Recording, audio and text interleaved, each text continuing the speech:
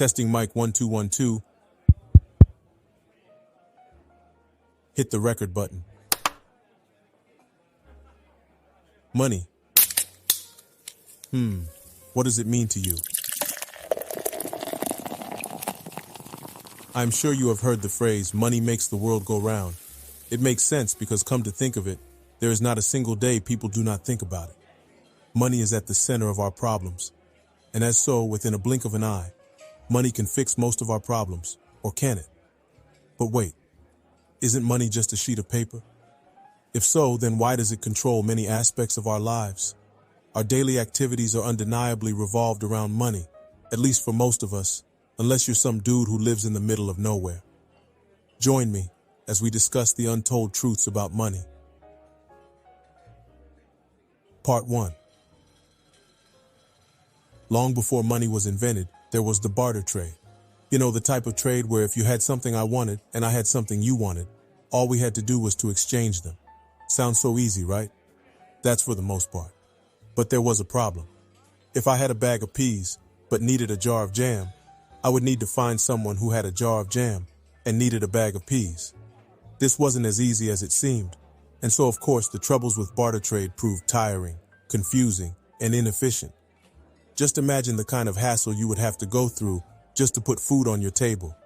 Then emerged commodity, a commodity so strange and revolutionary it seemed to solve all these problems. Yep, you guessed right. Money. This was some centuries ago, and the commodity goods served as some form of currency. Commodity goods consisted of things like beaver pelts, dried corn, hide, and others. In a nutshell, commodity goods were simply goods that were deemed valuable, widely desired, durable, portable, and easily stored. But of course, the commodity goods were just not spices and stuff like that. There was a more advanced version which was, yes, you guessed that right too, gold. Of course, gold was used to back paper currency up until the 1970s.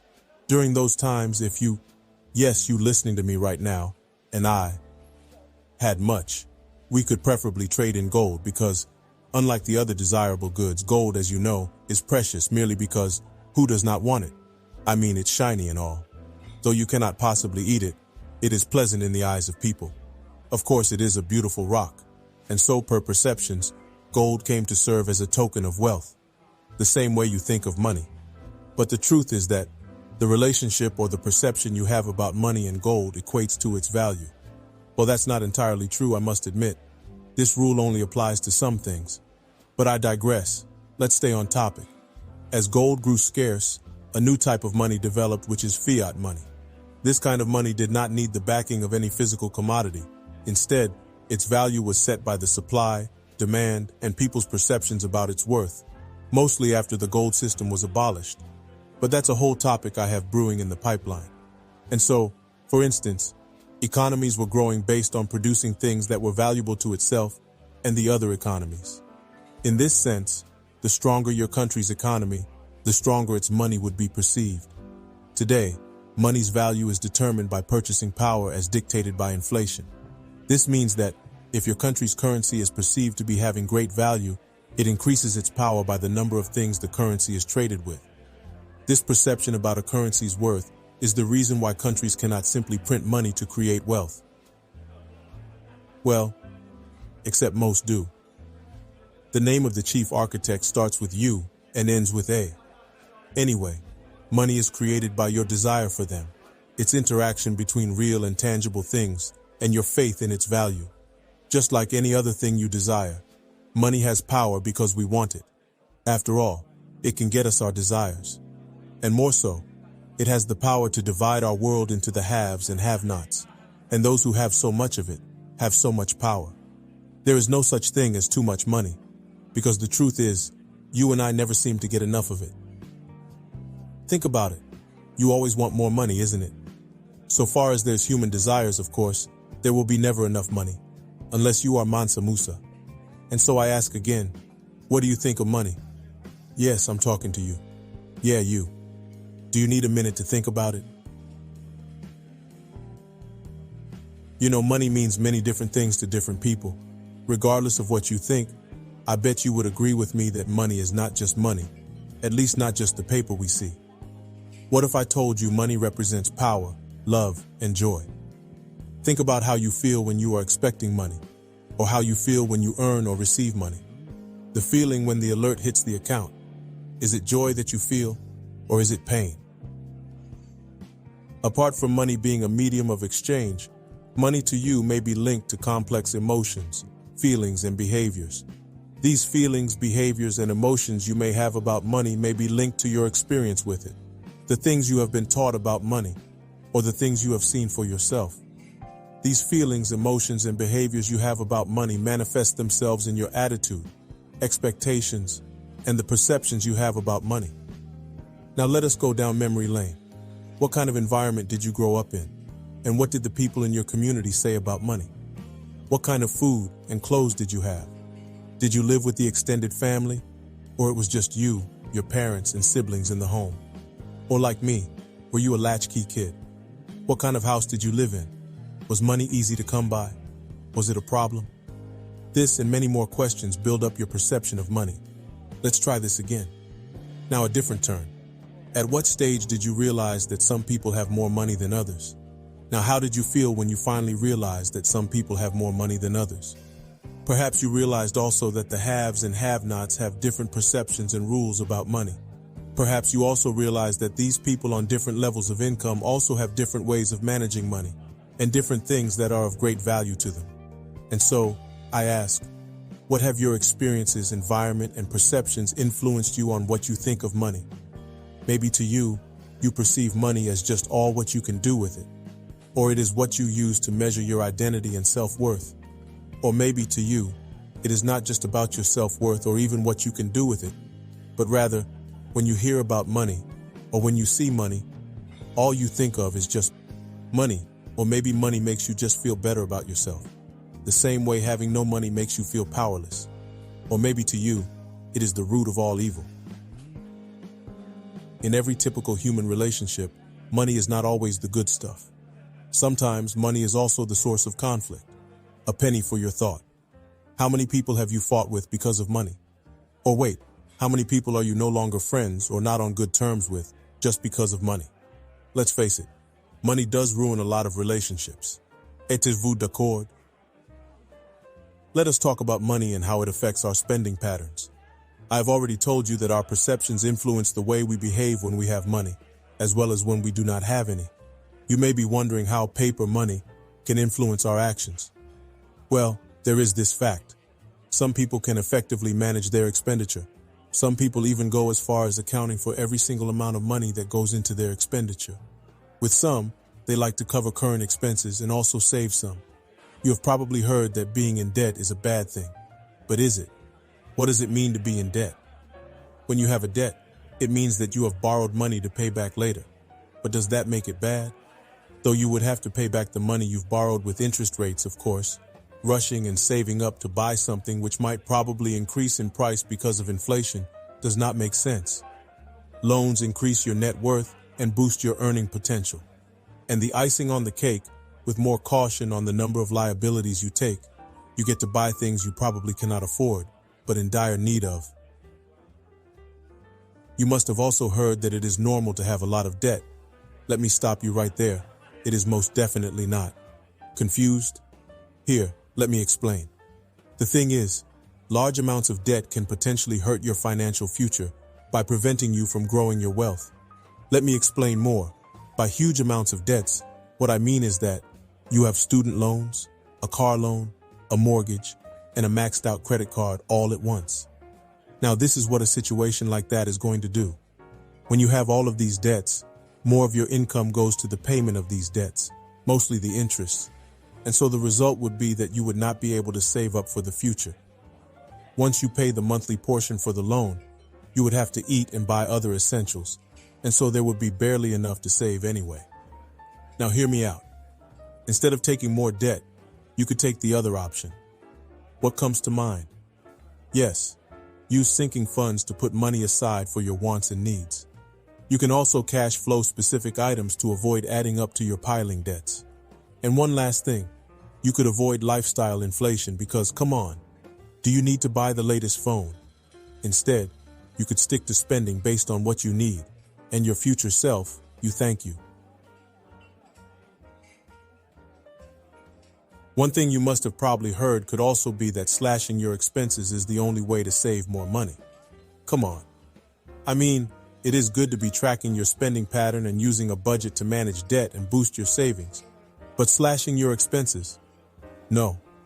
Well, cutting back on restaurant spending, dropping cable TV, and being cautious with your utility usage would be able to save you some money. But that cannot possibly be the only way to save money. Instead of slashing expenses, if you are working, you could try and negotiate for a raise or apply for a better paying job. You could pick up a side job or maybe a part-time job just for the extra cash and still be able to enjoy your money. Or even better, you could sell off the stuff you no longer need or use. Do you still need your old tablet? Didn't you just buy a new one? Yet here you are complaining about money. Here's another myth about money. The safest place you can keep money is the bank. That is not entirely true. You must probably think that your money is safe whenever you go to a trusted lender to cash a check, make a deposit, or discuss loan options. But do you realize that putting all your money in the bank, where you think is safe, is rather riskier because of inflation and even certain unfortunate events? Now I know what you might be thinking. It cannot possibly be true. You don't believe me? Check your screen. Let me suggest a book. Write down the title and check it out later. It will help you understand this issue more. Now let's continue with this video. Imagine you receive $2,000 as a gift on your birthday, and you decide to make a wise investment, so you deposit it. 1 year comes around, the bank closes down because it does not have enough funds. What do you think would happen to your money? Mind you, the money would not possibly be given to you right away when it closes down, and even if it is given to you, it would not be in one go. It would likely be given to you in bits and pieces until you probably cannot even keep track of it. And with the average interest rate for the savings accounts and the existence of inflation, your money loses its buying power each year. So next time, before you think of putting all of your hard-earned money in the bank, try talking to a financial advisor first. Do you believe that you should not talk about money problems with others? So you have been told. It is a shame. It is an unspoken rule that nearly everyone follows, including you and I. Of course, it could be because the topic of money is seen as a very personal one. And if in this case, you talk of your struggles, you might face much judgment or scrutiny for it. And of course, you would not feel comfortable telling others you need money or you are broke, and so you do the easier thing, you hide it. It is a fallacy. Though it seems easier for you to not talk about your money problems, there is the other side of money. The lack of money will get you always thinking because you need money. Then you would end up hurting your health. You will be stressed. But then there is another side if you are struggling with money, and you can talk about it with people you trust or those who are the closest to you. It is like a heavy burden lifted from your shoulder. Not just that, it might even help you solve your problems, because who knows? The one you tell might have ways to help you, or even give a piece of advice that will fix your money problems. On top of that, your health would not be affected by all the stress of thinking about money issues. Is this not better than carrying a burden you can tell no one about? If you never try, you never know. Here is another thing that seems true but is still a myth about money. Immediately when you start earning, what do you think is a wise choice? To buy or build a house, or to buy a car? Which would you pick?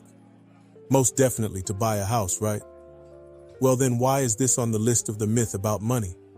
Stay with me. I know this is a bit controversial. You must be probably dreaming of finally buying your home someday. And you might be probably thinking that renting wastes a lot of money. While this is true, another statement which is also true is that you might not be able to afford to buy your own house. Two things can be true at the same time, you know? Rent a place for the time being, because you cannot afford the mortgage. Yet you prefer buying because it is better than buying a lease because of its risks, right? I am not saying buying a house is a bad idea. It is a very good idea. Actually, it is a perfect idea, but the thing is, when you are at the start of your life, buying a house may not be the best option. Instead, you rent and save. This is because instead of waiting to be able to buy your home, you can rent, which comes with a move-in bonus, lower monthly payments, and a lower utility, maintenance, and repair, which would help you to be able to save money towards your dream house, paying off your debts, building emergency and sinking funds, and growing investment portfolios. You should not burden yourself with too many things at a time. The payments will sink you into quicksand, and you will be left regretting it your whole life. Here's another bummer. Did you believe that you did not need an emergency fund because you had a credit card? Well, apparently, that is not quite true. Sorry to bust your bubble. While you may be thinking that it is unimportant to let money lie while you have a credit card, it is important for emergencies. A crisis may affect your ability to earn income and pay your bills. At that point, your credit card becomes worthless. And just imagine what happens when you do not have an emergency fund waiting for you. As you already know, when you fail to pay off your credit card debts in months, you incur higher rates of interest to your lender, which in an emergency crisis would not help at all. And your credit score will be in the gutter. There is also another thing which you might probably believe about money. You may have always thought that to be able to invest, you must have a lot of money. But the truth is, you can indeed invest, even if you have so little money. Do you know why? There's something called compounding. Compounding helps your money grow over the years once you start. This is the reason why you do not have to wait till your debts are paid before you start saving to invest. You might be surprised, but major companies welcome new investors and provide a lot of information for you to be able to get started. Another myth is also that you do not need to be having a high income to be wealthy. How? The thing is, while a high income means you make loads of money than others, high salaries do not make you gain a higher net worth. Once you start earning a lot, you are likely going to spend on getting a luxury car, a huge house, and travel to more luxurious places. This is the lifestyle inflation I was talking about. It will only take discipline for you to not go that way. But how will you then become wealthy, you ask? We'll talk more about this in the next part. But for now, all I can say is that you could try adjusting your budget so you can be able to still enjoy your income. Achieving great wealth comes with managing your spending pattern, focusing on your financial goals, and investing for the future. You must have also been conned into believing that you need to work until you are 60 or older to retire. But I'm sure that by now you are contemplating because, in the world we live in these days, people could retire before they are even 40. Who wants to work until the body can take it no more? Well, that's the power of money. How do they achieve this? They save enough money to be able to afford to retire early. Or maybe life throws luck at them.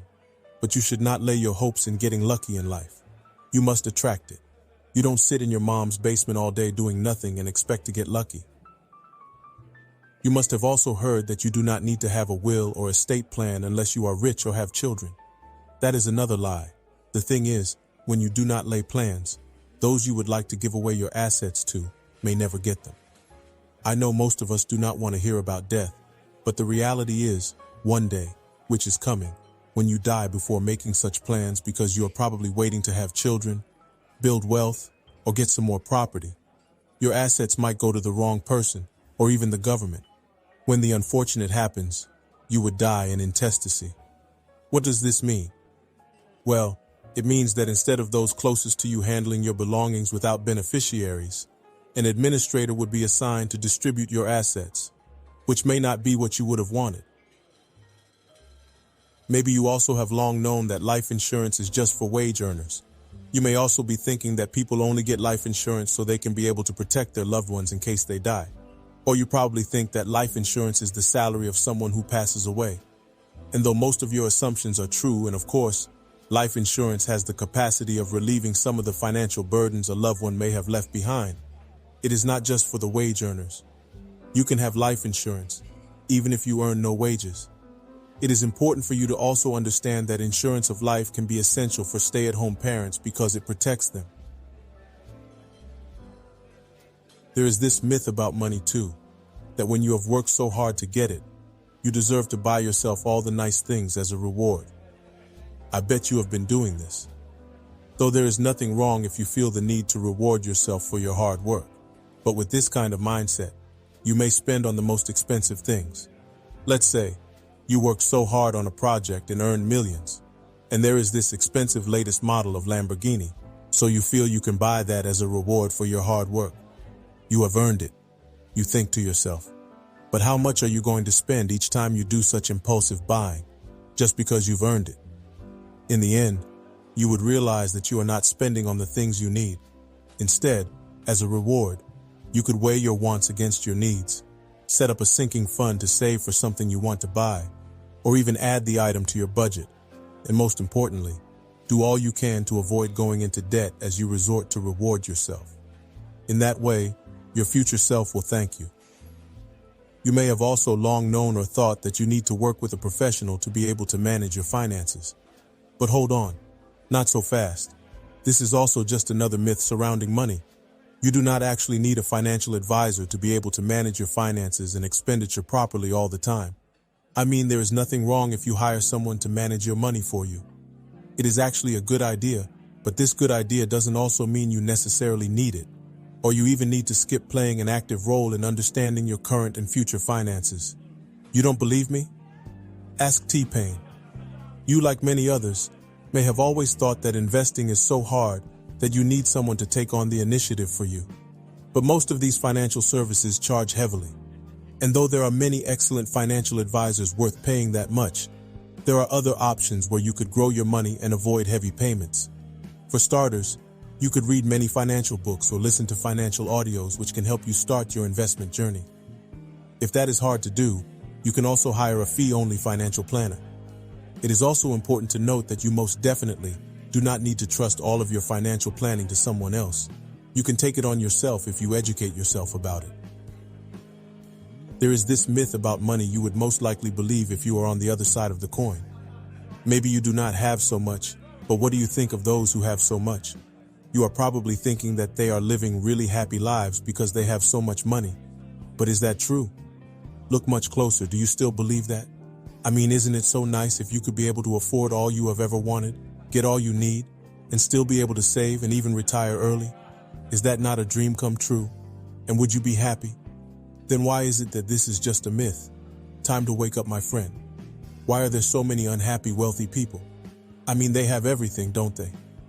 Well, while they do not have to struggle so much to pay bills or get anything they want, research has shown that more money doesn't necessarily improve your emotional well-being. This does not also mean that you should not want to be rich, because come on, having money is not a bad thing. Would you rather not cry in your comfy latest car than on a scooter on a rainy or cold day? The point here is, having so much money doesn't guarantee your happiness. Yet I am sure you are thinking that you would rather be wealthy and unhappy than be poor and unhappy. Seems like the better option, right? Well, once you achieve your goal of having so much money, you need to figure out what will boost your emotional wellness and make you happy. After these thoughts on money, what are your perceptions about money? You may have realized that there is so much to money than you would have thought. There are lots of issues surrounding why money issues are hovering around us at every turn, and what the different views of money are. Now that you have learned something about money and the thoughts about money, then comes the next question. If these are the thought of money, then what is money? How do I make money? How do I use this power of money? And how can I have money and still be happy? We'll discuss all these in the next video. Hit the like and subscribe button if you enjoyed and learned something in this video. You could also share it with a friend. It really does help the channel grow. My name is Audio Boy Manny, and until next time, cheers.